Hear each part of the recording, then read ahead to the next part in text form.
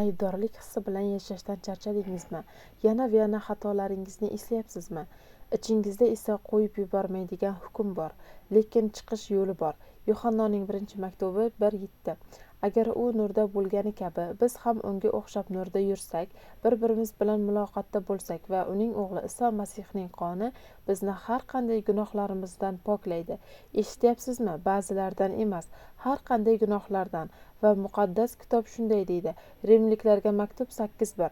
Shunday ekan, endi Iso Masihda tana izmi bo'yicha emas, balki ruh izmi bo'yicha yashaydiganlarga hech qanday mahkumlik yo'qdir. Agar siz kalomga ko'ra yashashga intilayotgan bo'lsangiz, hech kim sizni xatolaringiz uchun hukm qila olmaydi, chunki Xudo sizni oqlagan.